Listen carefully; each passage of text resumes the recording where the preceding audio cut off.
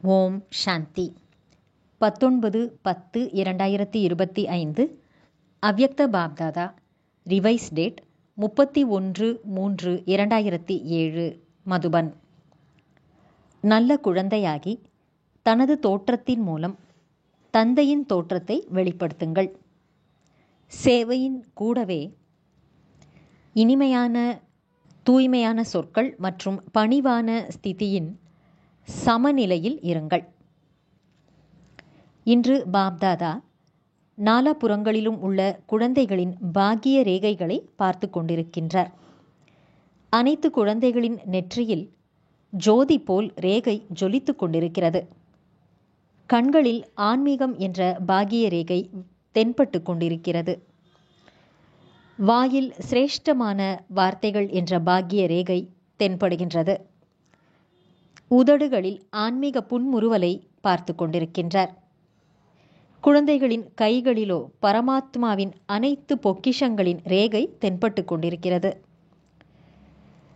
நினைவின் ஒவ்வொரு அடியிலும் பல மடங்கு வருமானத்தின் ரேகையை பார்த்து கொண்டிருக்கின்றார். ஒவ்வொருவரின் இதயத்தில் தந்தையின் அன்பில் மூழ்கியுள்ள ரேகையை பார்த்து கொண்டிருக்கின்றார். இப்படிப்பட்ட சிரேஷ்டமான பாக்கியம் ஒவ்வொரு குழந்தையும் அனுபவம் செய்து கொண்டிருக்கிறீர்கள் அல்லவா? ஏனெனில் பாக்கியத்தின் இந்த ரேகைகள் சுயம் தந்தையே ஒவ்வொருவரின் சிரேஷ்டமான காரியம் என்ற பேனாவினால் எழுதியிருக்கின்றார். இந்த சிரேஷ்டமான பாக்கியம் அழிவற்றதாகும். இது இப்பிறவிக்கு மட்டுமல்ல, ஆனால் அநேக பிறவிகளுக்கு அழிவற்ற பாக்கியத்தை தரும் ரேகைகளாகும். தந்தை அழிவற்றவர் மற்றும் பாக்கிய ரேகைகளும் அழிவற்றவை. இந்த நேரத்தில் சிரேஷ்டமான கர்மங்களின் ஆதாரத்தினால் அனைத்து ரேகைகளும் பிராப்தியாக கிடைக்கின்றன. இந்த நேரத்திற்கான முயற்சி அநேக பிறவிகளுக்கான பிராப்தியை உருவாக்கி தருகிறது. அனைத்து குழந்தைகளுக்கும் எந்த பிராப்தி அநேக பிறவிகளுக்கு அடைய வேண்டுமோ அதை பாப்தாதா இந்த நேரத்தில் இந்த பிறவியின் முயற்சியை பார்க்க விரும்புகின்றார். எதிர்காலத்துக்கு மட்டுமல்ல, இப்பொழுதே இந்த அனைத்து ரேகைகளும் சதா அனுபவமாக வேண்டும். ஏனெனில் இப்போதைய இந்த தெய்வீக சமஸ்காரம் உங்களுக்கு புதிய உலகத்தை உருவாக்கி கொண்டிருக்கிறது. எனவே சோதனை செய்யுங்கள். சோதனை செய்ய வருகிறது தானே? தனக்குத்தானே சோதனையாளராக ஆகுங்கள். அனைத்து பாக்கிய ரேகைகளும் இப்பொழுதே அனுபவம் ஆகிறதா? இந்த பிராப்திகள் கடைசியில்தான் தென்படும் என்று நினைக்கவில்லை தானே? பிராப்தியும் இப்பொழுது இருக்கிறது. வெகுமதியும் இப்பொழுதே அனுபவம் செய்ய வேண்டும். எதிர்கால உலகத்தின் சமஸ்காரத்தை இப்பொழுது நடைமுறை வாழ்க்கையில் அனுபவமாக ஏற்பட வேண்டும். ஆக எதை சோதனை செய்ய வேண்டும்? எதிர்கால உலகத்தின் சமஸ்காரத்தை மகிமை செய்கிறீர்கள். எதிர்கால உலகத்தில் ஒரு ராஜ்யம் இருக்கும். அந்த உலகம் நினைவிருக்கிறதல்லவா? எத்தனை முறை அந்த உலகத்தில் ராஜ்யம் செய்திருக்கிறீர்கள் நினைவிருக்கிறதா? அல்லது நினைவுபடுத்தும் போது நினைவுக்கு வருகிறதா? எப்படி இருந்தோம் என்று நினைவுள்ளது தானே? ஆனால் அதே சமஸ்காரம் இப்போதைய வாழ்க்கையில் வெளிப்படையான ரூபத்தில் இருக்கிறதா? எனவே சோதனை செய்யுங்கள். இப்பொழுது மனதில், புத்தியில், சம்பந்தம் தொடர்பில், வாழ்க்கையில் ஒரே ராஜ்யம் இருக்கிறதா? அல்லது சில நேரம் ஆத்மாவின் ராஜ்யமும் கூடவே சில நேரம் மாயையின் ராஜ்யமும் இல்லைதானே? எதிர்கால வெகுமதியில் ஒரே ஒரு ராஜ்யம்தான் இருக்கும், இரண்டு இருக்காது. எனவே இப்பொழுதும் இரண்டு ராஜ்யம் இல்லைதானே? எதிர்கால ராஜ்யத்தில் ஒரு ராஜ்யத்தின் கூடவே ஒரு தர்மம் இருக்கும். அந்த தர்மம் எது? சம்பூர்ண தூய்மையை தாரணை செய்யும் தர்மமாகும். எனவே இப்பொழுது சோதனை செய்யுங்கள். தூய்மை என்பது முழுமையாக இருக்கிறதா? கனவிலும் அசுத்தத்தின் பெயர் அடையாளம் கிடையாது. தூய்மை என்றால் சங்கல்பம், பேச்சு, செயல் மற்றும் சம்பந்தம் தொடர்பில் ஒரே ஒரு தாரணை முழுமையான தூய்மையே ஆகும். பிரம்மச்சாரியாக இருக்க வேண்டும். தன்னை சோதனை செய்ய வருகிறதா? யாருக்கு சுய சோதனை செய்ய வருகிறதோ அவர்கள் கை உயர்த்துங்கள். வருகிறதா? செய்கிறீர்களா? ஆசிரியர்களுக்கு சோதனை செய்ய வருகிறதா? இரட்டை அயல் நாட்டினர்களுக்கு வருகிறதா? இப்போதைய தூய்மையின் காரணத்தினால் உங்களுடைய சிலைகளின் மூலமும் தூய்மையை கேட்கின்றனர். தூய்மை என்றால் ஒரே தர்மம். அது இப்பொழுது ஸ்தாபனையாகிறது, எதிர்காலத்திலும் நடைபெறுகிறது. அதேபோல எதிர்காலத்திற்கு என்ன மகிமை இருக்கிறது? ஒரே ராஜ்யம், ஒரே தர்மம் மற்றும் சுகம், சாந்தி, செல்வம், அகண்ட சுகம், அகண்ட அமைதி, அகண்ட செல்வம் இருக்கும். எனவே இப்போதைய உங்களுடைய சுயராஜ்யத்தின் வாழ்க்கையில் அது உலக ராஜ்யம், இது சுயராஜ்யம். சோதனை செய்யுங்கள். அழிவற்ற சுகம், பரமாத்ம சுகம் அழிவற்ற நிலையில் அனுபவம் ஆகிறதா? ஏதாவது சாதனம் அல்லது ஏதாவது தீர்வின் ஆதாரத்தில் சுகம் அனுபவம் ஆகவில்லையா? ஏதாவது காரணத்தினால் சில நேரம் துக்கத்தின் அலைகள் அனுபவமாகக்கூடாது. பெயர், புகழ், மரியாதையின் ஆதாரத்தினால் சுகத்தின் அனுபவம் ஏற்படவில்லை தானே? ஏன்? இந்த பெயர், புகழ், மரியாதை, சாதனங்கள், தீர்வுகள் இவை அழியக்கூடியவை, அற்ப காலத்திற்கானவை. எனவே அழியக்கூடியவற்றின் ஆதாரத்தில் அழிவற்ற சுகம் கிடைக்காது. சோதனை செய்து கொண்டே செல்லுங்கள். இப்பொழுதே கேட்டுக்கொண்டே செல்லுங்கள் மற்றும் கூடவே தனக்குள் சோதித்து கொண்டே செல்லுங்கள். அப்போதுதான் இப்போதைய சமஸ்காரத்திற்கும் எதிர்கால உலகத்தின் வெகுமதிக்கும் எவ்வளவு வித்தியாசம் உள்ளது என்று தெரிய வரும். நீங்கள் அனைவரும் ஜென்மம் எடுத்ததும் பாப்தாதாவிடம் உறுதிமொழி கொடுத்திருக்கிறீர்கள். நினைவிருக்கிறதா அல்லது மறந்து விட்டீர்களா? நாம் அனைவரும் தந்தைக்கு துணையாக இருந்து விஸ்வ கல்யாணக்காரி ஆகி புதிய சுகமும் சாந்தியும் நிறைந்த உலகத்தை உருவாக்குவோம் என்று கூறியுள்ளீர்கள். தனது உறுதிமொழி நினைவுள்ளதா? எனில் கை உயர்த்துங்கள். உறுதிமொழி உறுதியாக இருக்கிறதா அல்லது சிறிது குழப்பமாகி விடுகிறதா? இப்போது பரமாத்ம சமஸ்காரத்தின் மூலம் புது உலகை உருவாக்கக்கூடியவர்கள். எனவே இப்போது முயற்சி மட்டும் செய்யாமல் முயற்சிக்கான வெகுமதியையும் இப்பொழுதே அனுபவம் செய்ய வேண்டும். சுகத்தின் கூடவே அமைதியையும் சோதனை செய்யுங்கள்.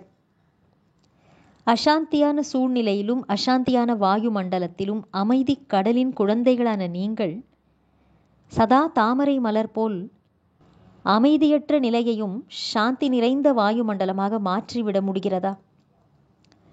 அமைதியான வாயு மண்டலத்தில் நீங்கள் அமைதியை அனுபவம் செய்தீர்கள். இது ஒன்றும் பெரிய விஷயமில்லை.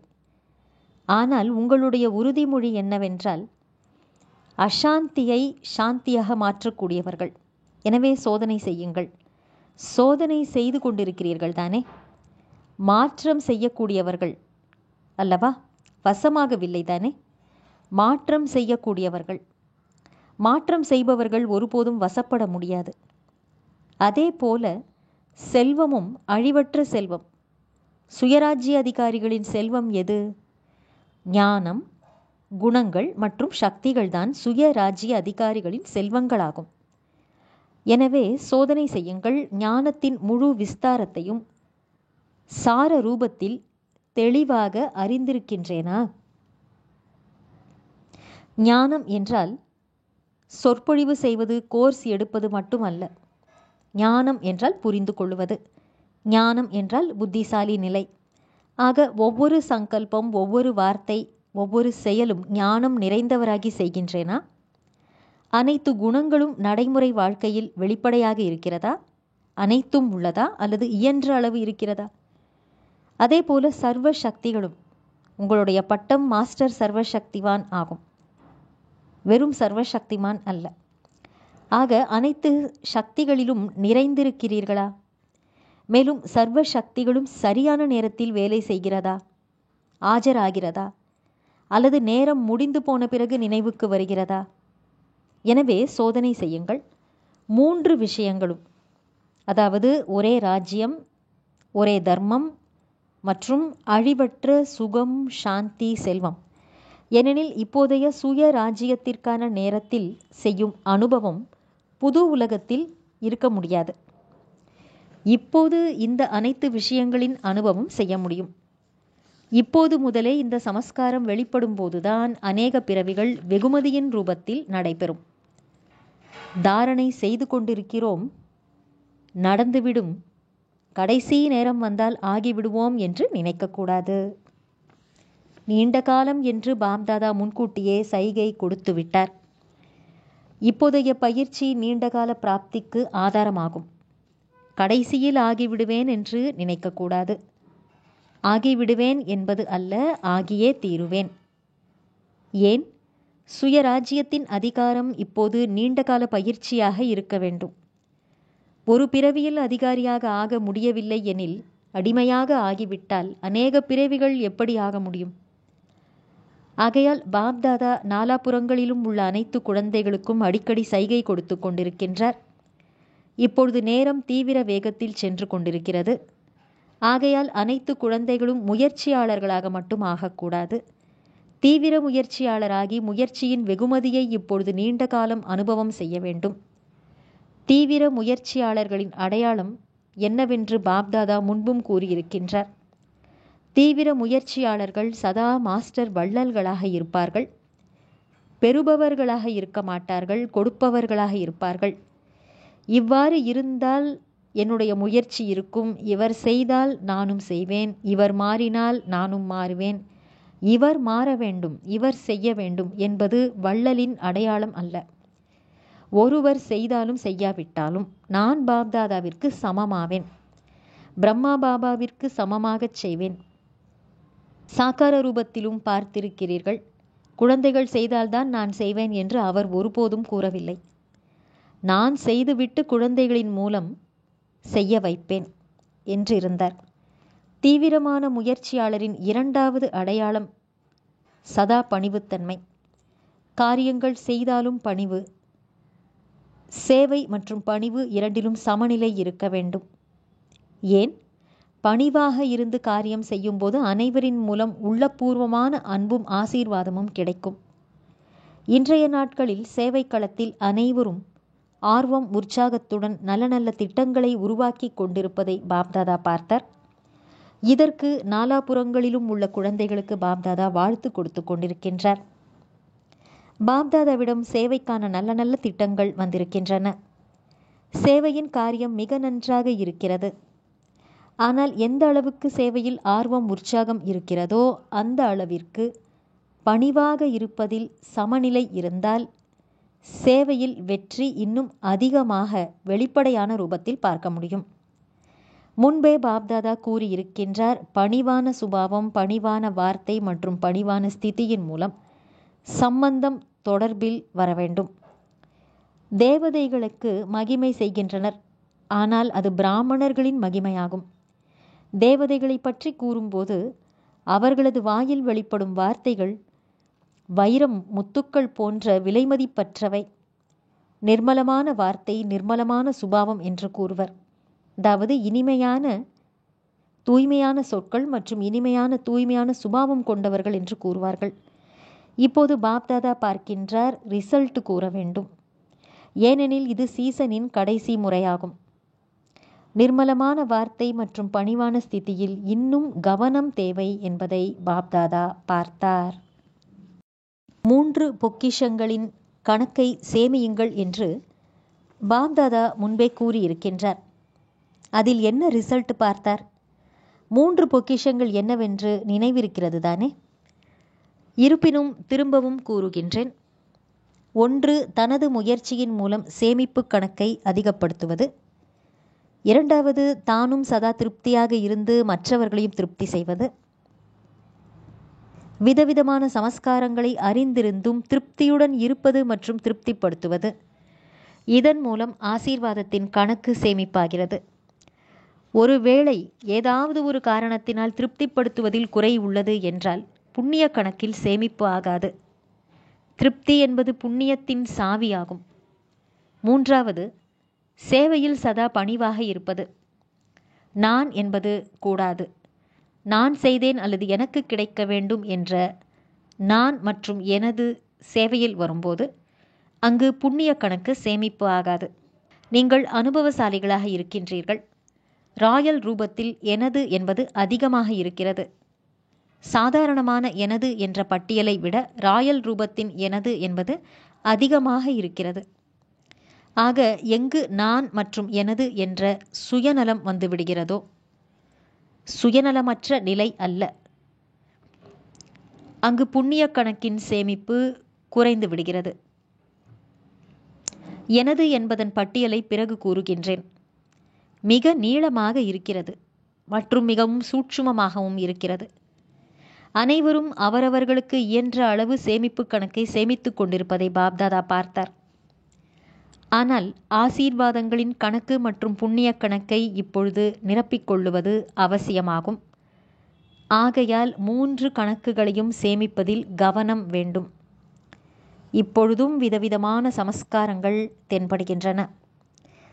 அனைவரின் சமஸ்காரம் இப்பொழுது சம்பன்னம் ஆகவில்லை.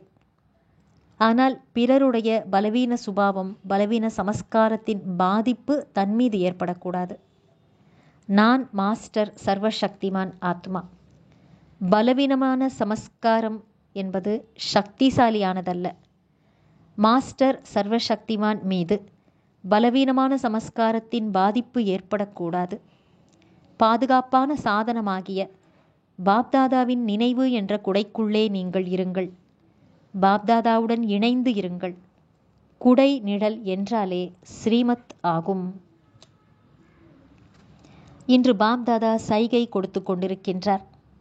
என்னவெனில், தனக்காக ஒவ்வொருவரும் எண்ணம், சொல், சம்பந்தம், தொடர்பு, செயலில் புதுமையை கொண்டு வருவதற்கான திட்டத்தை உருவாக்கியே தீர வேண்டும். என்ன புதுமையை கொண்டு வந்தீர்கள் என்ற ரிசல்ட் பாப்தாதா முதலில் பார்ப்பார். திட சங்கல்பத்தின் மூலம் பழைய சமஸ்காரத்தை மாற்றி இருக்கிறீர்களா? இந்த ரிசல்ட்டை முதலில் பார்ப்பார். என்ன நினைக்கிறீர்கள்? இவ்வாறு செய்வீர்களா?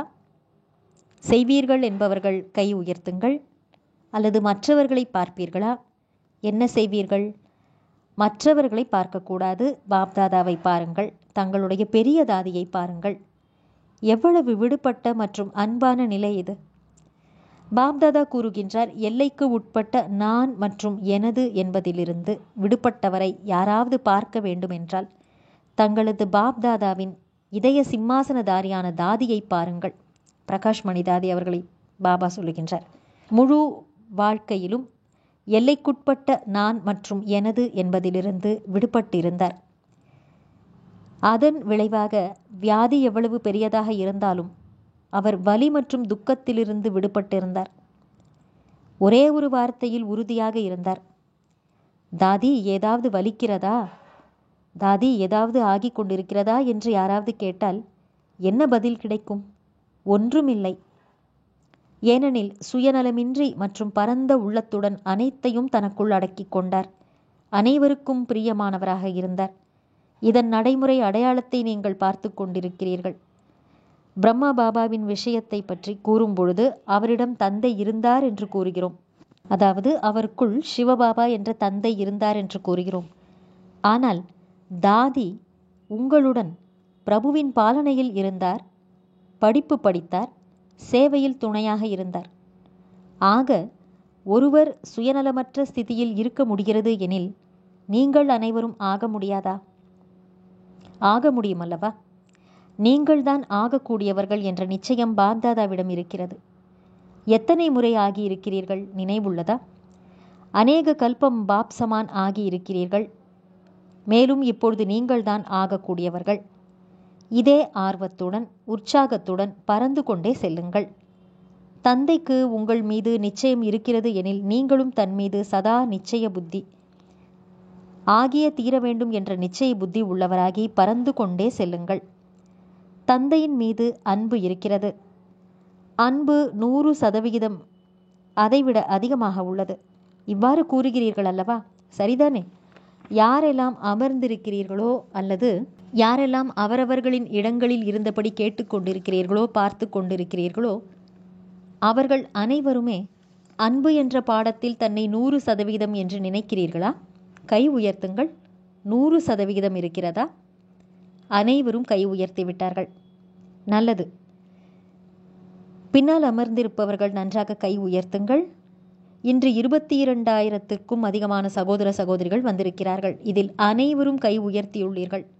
ஆக அன்பின் அடையாளம் சமமாக வேண்டும். யார் மீது அன்பு இருக்கிறதோ அவரைப் போல பேசுவது, அவரைப் போல நடப்பது, அவரைப் போல சம்பந்தம் மற்றும் தொடர்பு வைத்துக் கொள்வது, இதுதான் அன்பின் அடையாளம் ஆகும். இன்று இப்பொழுதே பாப்தாதா பார்க்க விரும்புகின்றார். ஒரு வினாடியில் சுயராஜ்யத்தின் இருக்கையில் கட்டுப்படுத்தும் சக்தி மற்றும் ஆளும் சக்தியின் சமஸ்காரத்தை, அதாவது கண்ட்ரோலிங் பவர் மற்றும் ரூலிங் பவர் என்ற சமஸ்காரத்தை வெளிப்படையான ரூபத்தில் ஒரு வினாடியில் அமர முடிகிறதா? ஆக ஒரு வினாடியில் 2-3 நிமிடத்திற்கு ராஜ்ய அதிகாரி என்ற இருக்கையில் செட் ஆகிவிடுங்கள். பாப்தாதா ட்ரில் செய்ய வைக்கின்றார். நல்லது. நாலாபுறங்களிலும் உள்ள குழந்தைகளின் அன்பான நினைவுகள் நிறைந்த கடிதம், கூடவே விஞ்ஞானத்தின் சாதனங்கள் என்னவெல்லாம் உள்ளதோ அதன் மூலம் அனுப்பிய அன்பு நினைவுகள் பாப்தாதாவிடம் வந்து சேர்ந்துவிட்டன. தனது உள்ளத்தில் இருக்கும் விஷயங்களையும் அதிகமான குழந்தைகள் எழுதவும் செய்கிறார்கள், பேசவும் செய்கிறார்கள். பாப்தாதா அந்த அனைத்து குழந்தைகளுக்கும் பதில் கூறுகின்றார். உண்மையான உள்ளத்தில் சதா பகவான் குடியிருப்பார். பாப்தாதாவின் உள்ளபூர்வமான ஆசீர்வாதம் மற்றும் உள்ளபூர்வமான அன்பு அந்த ஆத்மாக்களின் மீது விசேஷமாக இருக்கிறது. நாலாபுறங்களில் இருந்தும் யாரெல்லாம் செய்தி அனுப்பியுள்ளார்களோ, ஆர்வம் உற்சாகத்துடன் நல்ல நல்ல திட்டங்களை உருவாக்கி இருப்பவர்களுக்கு பாப்தாதா அதற்கான வாழ்த்துக்களையும் கொடுத்து கொண்டிருக்கின்றார் மற்றும் வரதானமும் கொடுத்து கொண்டிருக்கின்றார். முன்னேறிக்கொண்டே செல்லுங்கள், முன்னேற்றிக் கொண்டே செல்லுங்கள். பாப்தாதாவின் நாலாபுறங்களிலும் உள்ள கோடியில் சிலரிலும் சிலரான சிரேஷ்டமான பாக்கியசாலி குழந்தைகளுக்கு பாப்தாதாவின் விசேஷமான அன்பான நினைவுகள் உரித்தாக. அனைத்து குழந்தைகளின் தைரியம் மற்றும் ஆர்வம் உற்சாகத்திற்கான வாழ்த்துக்களையும் கொடுத்து கொண்டிருக்கின்றார். மேலும் தீவிர முயற்சியாளர் ஆவதற்கான சமநிலையுடன் இருப்பதற்கு பல கோடி மடங்கு ஆசீர்வாதமும் கொடுத்து கொண்டிருக்கின்றார். அனைவரின் பாக்கிய நட்சத்திரம் சதா ஜொலித்து கொண்டே இருக்க வேண்டும். மேலும் பிறரது பாக்கியத்தை உருவாக்கி கொண்டே இருக்க வேண்டும். இதற்கான ஆசீர்வாதத்தையும் தந்தை கொடுத்து கொண்டிருக்கின்றார். நாலாபுறங்களிலும் உள்ள குழந்தைகள் அவரவர்களின் இடங்களில் கேட்டுக்கொண்டும் இருக்கின்றனர், பார்த்து கொண்டும் இருக்கின்றனர். பாப்தாதாவும் தூரத்தில் அமர்ந்திருக்கும் அனைத்து குழந்தைகளையும் பார்த்து பார்த்து குஷியடைந்து கொண்டிருக்கின்றார். பார்த்து கொண்டே இருங்கள் மற்றும் மதுவனத்தின் அழகை அதிகரித்து கொண்டே இருங்கள். ஆக அனைத்து குழந்தைகளுக்கும் உள்ளபூர்வமான ஆசீர்வாதத்துடன் நமஸ்தே. வரதானம். அட்டென்ஷன் அல்லது கவனம் என்ற நெய்யின் மூலம் ஆன்மீக சொரூபத்தின் நட்சத்திரத்தின் ஜொலிப்பை அதிகரிக்கக்கூடிய கவர்ந்திழுக்கும் மூர்த்தி ஆகுக. விளக்கம். தந்தையின் மூலம், ஞானத்தின் மூலம் ஆன்மீக சொரூபம் என்ற நட்சத்திரம் ஜொலிக்க ஆரம்பித்து விட்டது. தந்தையின் மூலம், ஞானத்தின் மூலம் ஆன்மீக சொரூபத்தின் நட்சத்திரம் ஜொலிக்க தொடங்கிவிட்டது எனில் பிறகு அதை அணைக்க முடியாது. ஆனால் ஜொலிப்பின் சதவிகிதத்தை குறைக்கவோ அல்லது அதிகப்படுத்தவோ முடியும். இந்த நட்சத்திரம் அனைவரையும் ஈர்க்க வேண்டுமென்றால் தினமும் அமிர்த வேளையில் அட்டென்ஷன், அதாவது கவனம் என்ற நெய்யை ஊற்ற வேண்டும். தீபத்தில் நெய்யை ஊற்றும்போது அது ஒரே மாதிரியாக எரிகிறது. அதேபோல முழு கவனம் செலுத்துவது என்றால் தந்தையின் அனைத்து குணங்கள் அல்லது சக்திகளை தனக்குள் தாரணை செய்வதாகும். இந்த கவனத்தின் மூலம் நீங்கள் கவர்ந்திழுக்கும் ஆகர்ஷண மூர்த்தியாக ஆகிவிடுவீர்கள். ஸ்லோகன். எல்லைக்கு அப்பாற்பட்ட வைராகிய உள்ளுணர்வின் மூலம் சாதனை அல்லது முயற்சி என்ற விதையை வெளிப்படுத்துங்கள். நல்லது. அவ்யக்த சமிக்கை. தனக்காகவும் அனைவருக்காகவும் மனதின் மூலம் யோகத்தின் சக்திகளை பயன்படுத்துங்கள். யோக சக்தியை சேமிப்பதற்கு கர்மம் மற்றும் யோகம் இவற்றின் சமநிலையை இன்னும் அதிகரியுங்கள். காரியங்கள் செய்தாலும் யோகத்தில் சக்திசாலியான ஸ்திதி இருக்க வேண்டும். இதன் பயிற்சியை அதிகரியுங்கள். சேவைக்காக புதிய கண்டுபிடிப்புகளை செய்வது போல இதன் விசேஷமான அனுபவங்களின் பயிற்சிக்காக நேரம் ஒதுக்குங்கள். மேலும் புதுமையை கொண்டு வந்து அனைவருக்கும் முன்னுதாரணம் ஆகுங்கள். இன்று மாதத்தின் 3வது ஞாயிற்றுக்கிழமை. அனைத்து ராஜயோகி தபஸ்வி சகோதர சகோதரிகள் மாலை 6:30 மணி முதல் 7:30 மணி வரை விசேஷமாக யோக பயிற்சியின் பொழுது மாஸ்டர் சர்வசக்திமான் என்ற சக்திசாலி சொரூபத்தில் நிலைத்திருந்து இயற்கை உட்பட அனைத்து ஆத்மாக்களுக்கும் தூய்மையின் கிரணங்களை பரப்புங்கள். சத்தோ பிரதானம் ஆக்குவதற்கான சேவையை செய்யுங்கள். நல்லது. ஓம் சாந்தி.